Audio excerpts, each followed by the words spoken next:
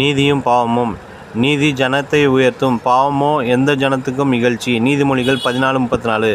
கர்த்தர் ஒரு பக்கம் நீதிக்கு அழைக்கிறார், மறுபக்கமோ சாத்தான் பாவத்துக்கு அழைக்கிறான்.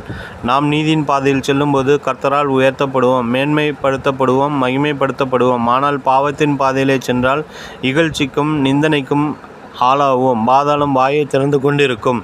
பறவைகளை பிடிக்க வேடன் கன்னிகளை வைக்கிறான். மீன்களை பிடிக்க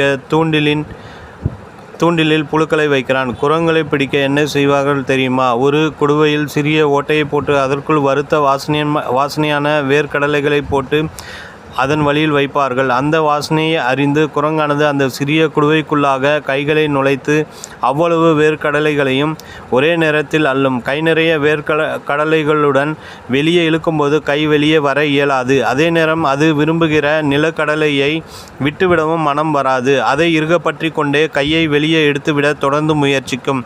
அப்பொழுது அதற்கு கண்ணி வைத்தவர்கள் தடி எடுத்துக்கொண்டு ஓடி வருவார்கள். தன்னை அடிக்கப் போகிறவர்கள் பிடித்து கொன்றுவிடப் போகிறார்கள் என்று அந்த குரங்குகள் அறிந்திருந்தாலும் கூட நிலக்கடலையை விட்டு ஓடி தப்பிக்க அதற்கு யோசனை வராது. குடுவையோடு கூட ஓடவும் முடியாமல் கடைசியில் பிடிபட்டுவிடும். இன்றைக்கும் மனிதரும் அப்படித்தான். பாவ பழக்க வழக்கங்களை பற்றி பிடித்து கொண்டிருக்கிறார்கள். விட்டுவிட அவர்களுக்கு மனமில்லை. முதலில் ஒரு சிகரெட்டு தானே என்றும், நண்பர்களோடு கொஞ்சம் போல் குடித்தால் என்ன என்றும், ஒரு நாள் மட்டும் கொஞ்சம் கஞ்சா புகைத்தால் என்ன என்றும் எண்ணி அவற்றில் ஈடுபடுவதால் இறுதியில் அப்பாவ காரியங்களுக்கு அடிமையாகிவிட நேரிடுகிறது.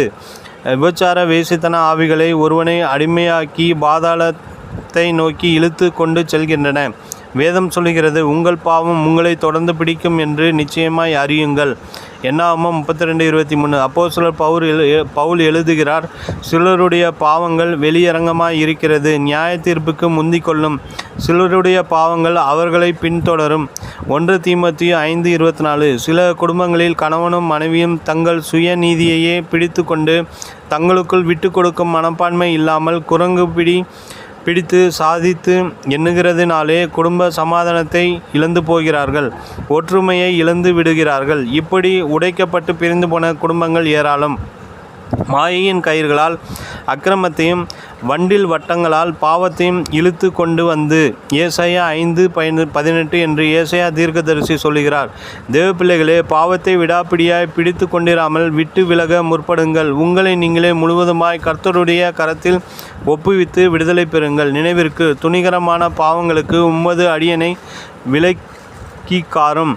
அவைகள் என்னை ஆண்டு கொள்ள ஒட்டாதிரும். அப்பொழுது நான் உத்தமனாகி பெரும் பாதகத்துக்கு நீங்களாய்